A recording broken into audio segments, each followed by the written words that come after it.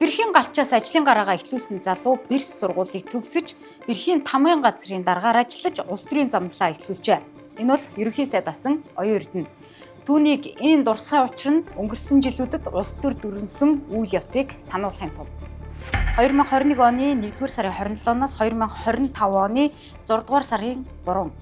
Энэ нь 1588 хоног гэсэн. Түүний засгийн газрыг мөн хамгийн их мөнгөтэй засгийн газар хэмээн нэрлэдэг байлаа.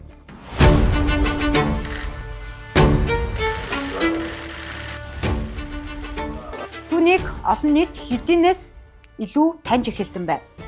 2019 он шудраг 5-ын гих жагсаал. Бусдын хариуцлага хүлээж авах хэрэгтэй. Миний гомбын их таныг өгтөгийг бид дахин шаардж байна.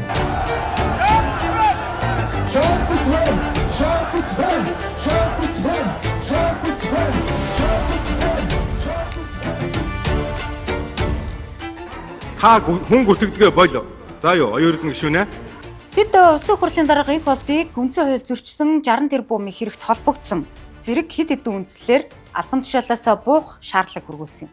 Үхэн хатан ингэж зурлахын цаана одоо ямар том эрх шиг байгааг бол огт ерөөсөө ойлгохгүй байгаа. Уг нь оюун эрдэнэ нам зээхэд байхасаа эхлээд тухайн үеийн Монгол Ардын намын дарга их болттой ойр байж итгэлийг нь олсон ч 2019 онд түүнийг улс төрөөс зайлуулсан юм. Их болд улс төрөөс явахдаа чуулганы эндэр дээрээс ингэж хэлж байна. Цаг хугацаа хүмүүсийн аран шин ийм л амархан өөрчлөгдөж байна. Цаг хугацаа харуулах тэ нэгдүгээр Хэн нэгнийг алдаршуулж ард түмний хайртай хүү болгох өнөөдрийн нийгэмд бий болоод байгаа энэ хүндрэл бэрхшээлтэй асуудлуудыг бүгдийг шийдэж байна гэдэг ийм дүр зураг үзүүлэхэд намайг харлуулах, намайг муучлах ийм шаардлага байсан байж магадгүй. Шудраг 5 бүлэгмийнхэн одоо юу хийж байгаа вэ? Болд Бельгийн хаант улсын элчин сайдаар ажиллаж байна. Аюур сайхан хөдөлмөр нийгмийн хамгааллын сайдаар ажиллаж байгаад нүүрсний гих хэрэгт нэр холбогдож 2024 оны 1-р сарын 31-ээс үндслэлгүй хөрөнгөчсөн шалтгаанаар 2 жил 8 сарын 20 ял шийтгүүлсэн байдаг. Одоо маань ч одоо ганцаардаад байна, тийм ээ? Чи хэрэгтэй байна. Гэсээр байгаад одоо би өгөнд нь орж түүний танхимд орсноороо миний бас хамгийн том алдаа болсон гэж би ойлгодог. Өөрөөр хэлбэл өөртөө нааж тэрж авч байгаад шууд одоо миний араас утгалсан. За энэ бол өөрийнх нь арга барил гэж одоо би олон хүн дээр харж байна. Батцандан 2025 оны 3-р сараас засгийн газрын бүрэн эрхт төлөөлөгчөөр ажиллаж байгаад 2025 оны 12-р сард ажиллаа өчөө. Хэр сайн ажилласан гэж бодож байна өөрөө. Сайн муу гэж би өөрийгөө дүгнэхгүй. Хийсэн ажлууд, бичих цааснууд, бүх баримтууд би анх хэрэгтэй ийм цаастай ирсэн. Хишгийн Нямбатар нийслэлийн засаг даргаар ажиллаж байгаад чөлөөлөгдсөн. Өөрсдөө аврыг бүгдийг бүлэдэж хаацгаая. Оюун эрдэнэ ерөнхий сайдаар ажиллаж байгаад 2025 оны 6-р сард огцорсон. Одоо улсын хурлын гишүүн. Уг нь жагсаалын үеэр оюун эрдэнэ өөрөө дарга сайд болохгүй гэж хэвлэлийн өмнө ам бардам хэлж байв. албан тушаалаар наймалцахгүй. Миний хувьд одоо ямар ч албан тушаалд очихгүй. Тэр байтугай би байнгын орны дарга болохгүй. Ингэж хэлсэн хэдий ч тэрээр ерөнхий сайдын сэнтэд заларч 4 жил 6 сарын хугацаанд засгийн эрхийг барьсан юм. Нэг өдөр хамтдаа тууц ажиллах. Нэг төрөөс эхлээд энэ бүхний гүйцээх одоо чимхүү өсөл мөрөдөл ирмэлцэл хариуцлага байна гэдэг бас танд хэлье. Ингэхдээ тэрээр 17 жилийн хугацаанд нийт 8 засгийн газрын нийлбэр дүнгээр өрсөн мөнгөтэй дүүх хэмжээний буюу 104.6 их 80 төгрөгийн зарцуулалтыг хийсэн байлаа. Харин үр дүн нь юу байв? Яг үр дүн нь бол ард түмний харчлага ах л та өөртөө дүгнэ. Хүмүүсийн амьдрал сайжрах үуч муу штэ. 4.8 их 80 төгрөг зарцуулаад салхинд хийсгээд ковидод бид үндсэндээ бууж өгч байна. Засгийн газрын ажлын үнэлгээ 66% таа гарсан байна штэ. Тэгээ 66% гэдэг чинь F үнэлгээ мөн бидтэй. Оюун эрдэнэ засгийн газрын хувьд бол нэлийн урт хугацаанд ажилласан үр дүн гаргах боломж байсан тий. 5-6 жил ерөнхий сайд хийсэн хүн. Тэгээ хамгийн удаан тий. Оюун эрдэнэ засгийн газар анхандаа хэвлэлт нээлттэй мэдээлэл өгдөг байсан ч удаан хугацаанд эрх мэдлийн шидэт тохиурыг атгах хэрээр хаалттай нэгэн болж хуурсанд хэвлэлийнхэн иргэд шүүмжлэлтэй хандаж байлаа. Хэрв өөрөө хүсвэл цөөн тооны хэвлэлт ярилцлага өгч байсан нь ийм шүүмж дагуулж олон нийт ч түүний харуулахыг хүссэн зүйлийг бүх телевизээр нэгэн зэрэг хүссэн ч эсвэлсэн ч хүлээн авч байлаа. айл болгоноос хураамж авдаг. Тэгээ эргээд төр дүүлждэг нэг 18 телевиз байгаад байгаа шүү дээ. Өргөн нэвтрүүлгийн тухай хуулийн баталж өгөөд хариуд нь ингээд төрийн PR хийдэг юм 18 телевизтэй болсон. Тэгээ энэ мэтээр маш их тийм PR-ыг бол хүч төрж хийсэн, олон нийтийн тархийг угаасан.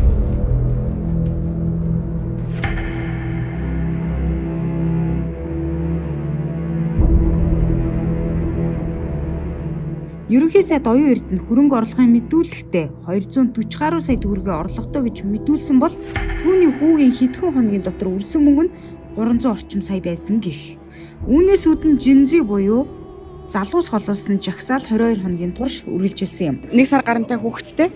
Надад л утга юм шиг санагдсан да. Ер нь л Найз нь 12 жил ажиллаад эхнэрдээ 20 сая цүнх хөтөл 2 сая цүнх авчих чадаагүй 20 мянган төгрөгийн цүнхэл бэлгэлсэн шүү.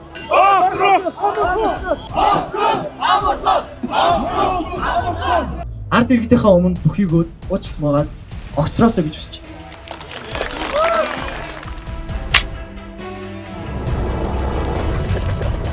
Анх ерөнхий сайд болсноос хойш 4 жил 4 сарын хугацаанд түүний замнал гантиг чулуун зам мэд дардан байсан бол асуудал үүсмэгц ард түмний өмнө гараад мэдээлэлээ өгч чадаагүй түүний байдал огцрох шалтгаан нь болсон юм.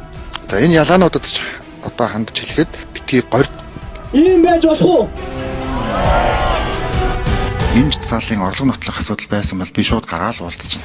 Өндрөө санагтаа тэр тогтож үлдэх гэж байдгаараа хичээж хамтарч засгийн газар байгуулсан ардчилсан намыг золигт гаргаж Намын баг хурал дээр ардсан нам хамтарсан гэрээг ноцтой зөрсөн гэж хэлж та ардсан намыг захиас гарах асуудлаар шийдвэр гаргасан хүн та өөрөө Ойлгож байхгүй байгаа нэг таарагдчихэж байна. Хээнийхэн үгэнд гарч ирж байна. парламентаас итгэл авах зүтгэл гаргасан ч их хурлын гишүүдийн олонх нь түүнд итгэл үзүүлэхээс татгалцсан. Энэ одоо та парламентыг хуваалгүйгээр өргөдлөө өгөөд огцорчихвол Монголын арчил бараг оруулах хамгийн том хувь нэмэрчин байх болно гэж хэлмээр байна. одоо ерөнхий сайд итгэл үзүүлэхийг дэмжихгүй гэдэг дээр одоо байр суурьтай байгаа. Монголын шинэ үе өөрсдийн ирээдүй мөрөөдлийг бодлохгүй. Бид эх орондоо сайхан амьдрахыг л хүсэж байгаа. Тэр шаардлагаал тавьсан.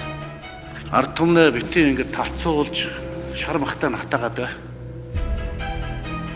Асуудлаа шийд. Үүгээрээ тэр орлогоо наттуулж чадаагүй анхны ерөнхий сайд, парламентаас дэмжлэг авч чадаагүй анхны ерөнхий сайд болсон юм а. Та яг яаж ирсэн тэр шигээд буцахнаа дэ гэж. Гадаа жагсаж байгаа л ирсэн л дээ. Тэгээ жагсаж байгаа л буцаах шиг боллоо. Огцорсон тооцох тухай улсын хурлын тогтоол батлагдсанд тооцноо.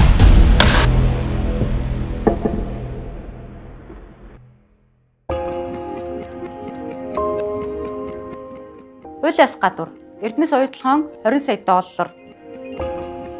Оюутлогоон далдуурхан бүтээн байгуулалтын зардал 1.9 тэрбум доллараар хэтэрсэн асуудал дэлхийд дахин шууган тарьж байв. Улмаар 20 сая долларыг Рио Тинтогоос Эрдэнэс оюутлогоор шилжүүлж төслийн үр өгөөжийг нэмэгдүүлэх, мэрэгжилтнүүдэд сургах, эрсдлээс урьдчилан сэргийлэх зорилгоор гэрээлжээ. Гэтэл үүнтэй холбоотой зарцуулалтад нууцын дардас дараад хав дарчихсан нь хууль зүйн дотоод хэргийн сайд асан энх баярын мэдгдснээр ил болов. Өөрөөр хэлбэл халахвч шинжтэй, мөнгө угаах шинжтэй хэлцлүүд, шилжүүлгүүд байсан гэж өрсөн байдлаар дүгнэгдсэн. Нууцынхаа архивт байсан. Нууцын зэрэгэлтэй байгаа. Энэ мөнгийг хэрхэн өрсөн тухайд задлж харвал Atticus Partners 1.9 сая доллар. Үүнд Монгол хаан жүжигний сурталчилгаа, соёлын сайдын илтгэлийг бэлтгэсэн гих тайлан ирсэн тухай хууль зүйн дотоод хэргийн сайд мэдэгдэж байна. 4 удаагийн тайланд Монгол хаан жүжигийг олон улсад сурталчилсан гэдэг тайлан ирүүлсэн. Энэ компани. Энэ компани энэ жүжигийн олон улс дахь сурталчилгааг энэ Atticus компани саяны хийсэн Эрдэнэс оюутлогоос санхүүжилсэн мөнгөөр хийсэн болоод ерөнхий сайд оюун эрдэнэ өөрийн эзэмшлийн хамаарал бүхий ашиг сонирхол нэгтэй компанид санхүүжүүлсэн ийм сонирхлын зөрчилд орно мөн төсвийн хөрөнгийг зориулсаар зарцуулсан үүлдэл үйл баримт нотлогдно гэсэн. Ричард Боули, Маурис Даффи нарт 1.7 сая доллар. Үүгээр зөвлөгөө нууц эвлэрлэлийн гэрээ байгуулсан гэх. Эрдэнэс оюут толгой онгоц судалтаа авахд 2.3 сая доллар. Одоо 2025 онд албан ёсны офисын барилгатай болсон байгаа. Blue Sky дээр биш. Одоо ITC. За барилгын уучлаарай. Ямар ч байсан тийм шинэ ашиглалтанд орсон байшин сая өнгөрсөн тийм 5 сардаг албан ёсны улсын комисс хүлээгээд орсон байгаа. Харин үүний цаана 14 сая 100 мянган доллар хэрхэн үргэлжсэн нь тодорхойгүй байна. Хожим нь Ричард Боулигийн бичсэн гих загталт дээрх хэмжээний мөнгийг засгийн газар хувьдаа завшсан байж болзошгүй гэх агуулга бүхий загтлын тухайд та бүхэн санаж байгаа хаа. Атикусийн 20 сая долларыг юунд зарцуулсан бэ? Ричард Боули дойролцоор 3 орчим сая. За энэ хэд одоо харин тийм. За би дахиад хэлэхэд оюутлоготой холбоотой асуудал дээр зунжангаа шалгалаа. Нэг ч нотлох баримт байхгүй. За дахиад хэлэхэд энэ сэдвийг одоо бодоос бити холбол. Би энэ талаар ордонд уулзаад тайлбарлая. Сайн байна уу? Танаас та ордонд хариулъя гэсэн учраас яа. Тэр Эрдэнэс оюутлогын 20 сая доллартай холбоотой асуудал энэ зарцуулагдсан. За тэр офс бусад зүйл зарцуулсан. Наттай холбоотой ямар зүйл байхгүй. Энэ удахгүй ингээ авилтаа тэмцэх газар дүгнэлтээ гаргах тэгэхээр нь иргэний иргэн шүүгдэх гэж. Оюун эрдэнэ нь амар уйсгалангийн гих адмиралыг Бортегийн орд руу орох боломжийг үүсгэж эргээд энэ асуудлаа шийд хуулийн зөрчилдөг хэмээн шахаанд оруулж өөрийн хүслээр түүнийг хөдлөгдөг байсан гих. Одоо би алхамтдаг адмирал гэдэг өдөр компаниудаа олж үзлээ. Тэр үеийн ингээд үзлээ. Одоо яаж ч болохгүй байдалд орно шүү дээ. Өөр зүйл оноо байвал Тухайн үеийн улсын хурлын дарга амар уйсгаланг өөрийн утсан хүүхэлдээ болгосноор нүүрсний хулгай 2 эхэлсэн гэж зарим их сурвалж ярилцлагадаа дурдсан байдаг. Адмиралтай холбоотой бүх энэ асуудлуудыг оюун эрдэнэ 15 давхраасаа шийдсэн, найруулсан, гадаад гарсан мэдээнүүдийг бүгдээрнгээ оюун эрдэнэ өөрөө хийсэн гэдгийг олон хүн мэддэг. Харбины гэрээний хүрээнд Бортолгоо ордоос 16 жилийн турш 247 сая тонн нүүрсийг $50 худалдах алдагдaltaй гэрээг үзгэлсэн гэж улсын их хурлын гишүүд харцаар байна. $50 гэж бол мэдээгүй. Тийм дүн бол бид нэр яригдаагүй. Ер нь их хурлын асуудал үн ерөөсөө яриаггүй.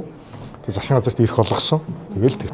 Одоо яг үнийг хэлээд энэ бол бидний л буруу. Сонгуулийг ийм одоо 126 гишүүнтэй бүрдүүлэхээр ингэж хийгээд дараа нь одоо ийм засгийн газрыг байгуулад тэгээ харбины гэрээг хийгээд эндээс нь одоо маш их мөнгө игээд маш их одоо нүүрсийг хулгайлсан, завчсан, зовчуулсан байх. Өмнө хийсэн одоо гимтэргээ нуун даллсан байх те. Ийм одоо магадлал бол маш өндөр байгаамаа. Уг нь хятадын талаас 1 тонн нүүрс тутамд 5% хямдрал авъя гэсэн санал тавьжээ. Гэтэл манай талаас ягаад ч юм 50% хямдруулсан гэх асуудал нь анхаарал татаж энэ гэрээг хянан шалгах төр хороогоор хилцэх санаачлаг гаргасан ч гишүүдийн олонх нь дэмжсэнгүй.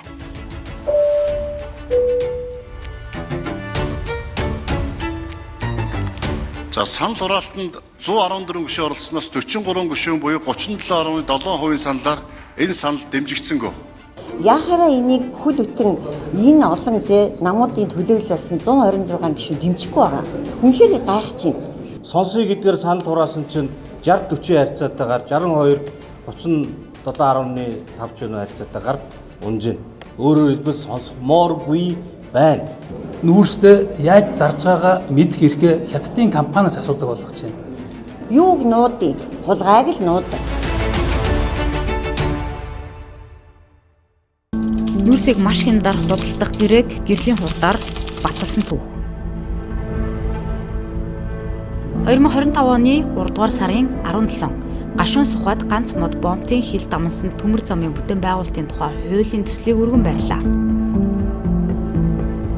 Их хурлын дарга танд хаврын жолоо эхэлж байгаа өдрийн мэндийн эзлэн газрын нэрийн хүмүүст төвшүүлээ. Төмөр зам болон нүүрсний экспортыг нэмэгдүүлэх засгийн газар хоорондын хилцээрийг улсын хурлаар саяхан батлуулах хуулийн төслийг хилцээрийн хамт одоо өргөн мэдүүлж байна. 2025 оны 3 дугаар сарын 27 уг хуулийн төслийг улсын хурлын чуулганаар хилэлцэж сойрхон баталлаа. Сойрхон батлах хуулийн төслийг эзлэн баталсан тооцлоо. 2025 оны 5 дугаар сарын 14 хил холболтын гэрээгээр хаацаалж нүүрсний хулгаан гэрээг үзэглэв. Том төсөл хөдөлгөнө гэдэг бол өөрөө том эрх ашигыг өнднө гэсэн үг.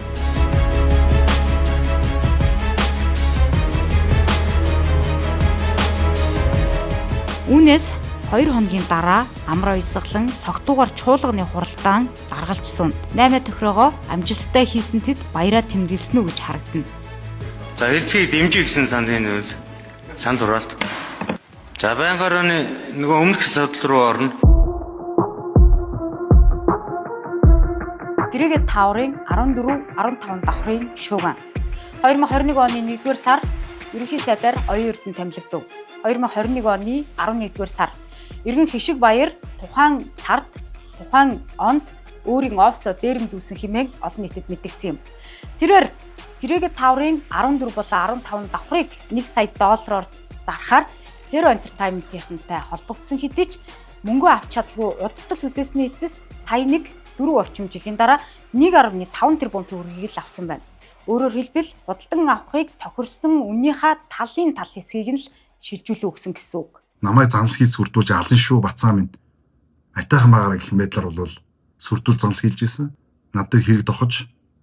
За улмаар бол 12 сар цагдаж хорж. За энэ гэргээ таврын 14 давхрыг бол үн төлбөргүйгээр шилжүүлж авсан. Хишиг Баярыг хэлсэнчлэн тэд төлбөр эсвэл түрээс төлөөгүй бол жил тутам 450 гаруй сая төгрөгөө алдсан гэж тооцоолж болох нэ. Энэ тухайд Hero Entertainment-ийн хувьцаа эзэмшигч оюун эрдэнэс тодруулах үед Гэхдээ харин тэр би одоо нөгөө Хишиг Баяр гэж хүн хэрвээ эзэн нь бол би бас нөгөө өмнө нь бас байр суурь илэрхийлсэн шүү дээ. Тэгвэл тэгээ мөнгөө төлөөд буцаагаад тэр байраа авч болно. Зүгээр шүүхтэр явж байгаа хэрэгээ ингэж наймаалтчвал болохгүй ээ, тийм ээ. Гэл уурхаан хөрсний тээвэрт мөчлөгт урсгал тээврийн технологи нөхцөлөх төсөлгээ. Тэгээд тэр Хишиг Баярыг залуу болохоор энэ тендер шалгарсан компани гүйцэтгэх захирал. Эхнэр нь манайха нам дээр жагсаалт тэрнийг дэвшижсэн. За энэ тендертэй холбоотой маргаан гарсан учраас үүнийг алгалтай тэмцэх газар шалгаа гэдэг. Тэгээ энэ хэрэг одоо шүүхтэр очиж байгаа юм. За тэгээд Б2 уулзаад энэ хэргийг чинь зэгтэлж өгөө гэдэг Хишиг Баяртай уулзаад за тэгээд энэ асуудлыг гаргаж тавиарэ гэсэн юм билээ. Бэрх тосгонд өсөж төрөнсөн галч хүүгийн замнал төрийн өндөрлөг ерөнхий сайд болж ажилласан замналаас энэ хүртэл өнгөрсөн жилүүдэд юу өрнөснийг эргэн санууллаа. Монголчууд бид загсны ой санамжтай байж таарахгүй тул үйл явдлыг эргээд нэг дүгнэх, цэгнэх хугацааг эргэн танд болгууллаа.